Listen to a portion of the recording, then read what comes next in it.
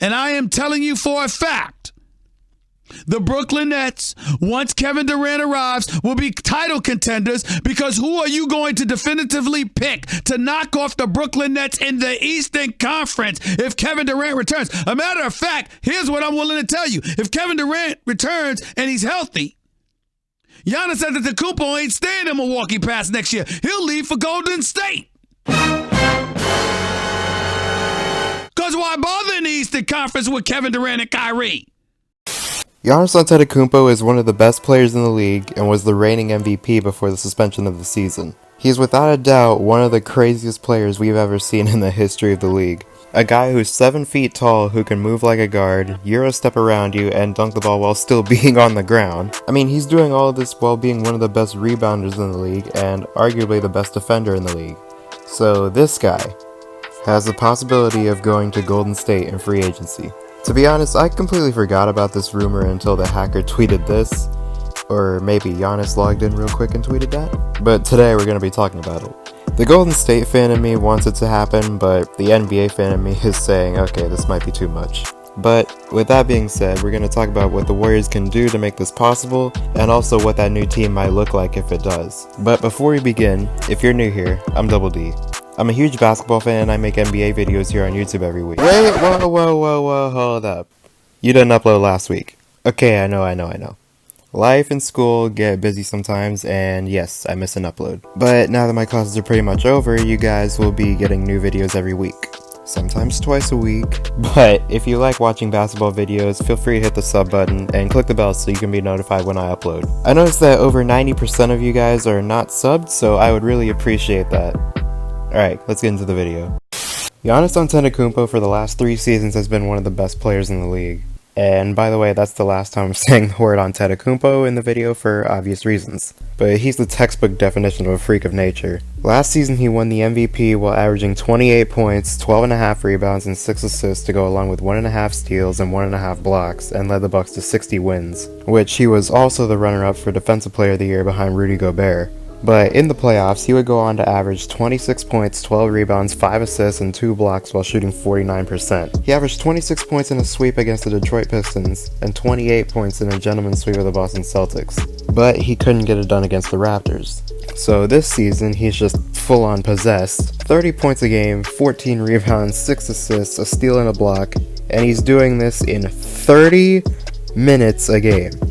30 minutes. For a majority of the season, he was on pace to have the highest PER in NBA history, which currently stands at 31.9 by Wilt Chamberlain. Giannis had a PER of 31.6, but earlier this season had a PER as high as 34, which would have not only beaten the record, but it would shatter it. And I haven't even mentioned that he was shooting 55% from the field. He was very much on pace to win back-to-back MVPs, with people questioning not if he was going to win it, but whether it was going to be unanimous or not. On top of all this, you could very easily make the case for him winning Defensive Player of the Year as well. So imagine that. On Golden State, with better spacing. That would be terrible. So well actually it would be terrible for you guys, but not for us. But given that Giannis is one of the best players in the league, the Bucks are going to offer him a supermax when he enters free agency in the offseason of 2021. But Golden State has been preparing for this for a while now. With this season pretty much being a loss for the Warriors, they've spent it preparing for the future. Some of their moves included trading away D'Angelo Russell and other role players such as Glenn Robinson III, Omari Spellman, and Jacob Evans. And in return, they received Andrew Wiggins and a bunch of draft picks. And all of these can be used as assets in the future. But it's extremely likely that they're going to need to get rid of one of their players to make it possible. To me, they would either need to get rid of Klay Thompson or Draymond Green, since they take up the most cap space other than Steph Curry. But I think it would most likely be Draymond Green, since he's already said that he would have been fine with this if it meant the Warriors could keep Kevin Durant had he re-signed. But let me tell you this. I know Bob, and if it was such a big deal with Kevin being here and me being here, if Kevin really wanted to be here, all he would have done is went and said to Bob, like, yeah, I'll stay, but Draymond got to go. Yeah. And guess what? Bob Myers would have called me and said, Draymond, I love you, and I won't trade you to a bad team, but where do you want to go? Because I'll help you get to where you want to go.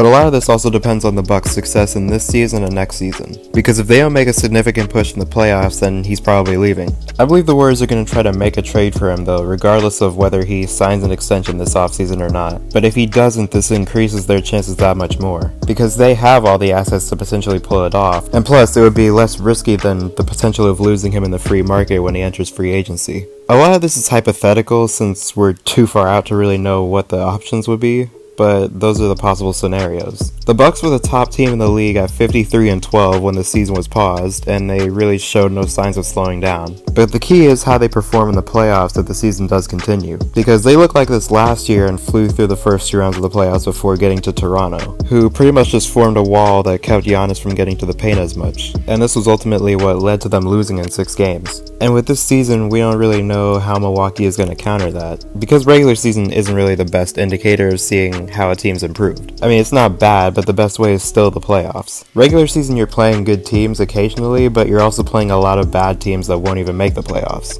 So it'll be interesting to see what Giannis and the Bucks decide to do to counter that weakness of his game. He sort of developed a 3-point shot this season. I mean, it's not the most reliable, but it's an improvement over last year. Last year, he shot 25% on 3 attempts per game, but this year he was shooting almost 31% on 5 attempts per game. What's surprising about this is that Kevin Durant in his last season with Golden State only shot 4% better from 3 on the same amount of attempts. And while Giannis isn't there yet, he'll definitely get there, especially if he does end up going to Golden State.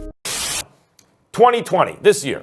They have their own first-round pick. It's protected top 20. They have the Dallas Mavericks second-round pick and the Utah Jazz second-round pick.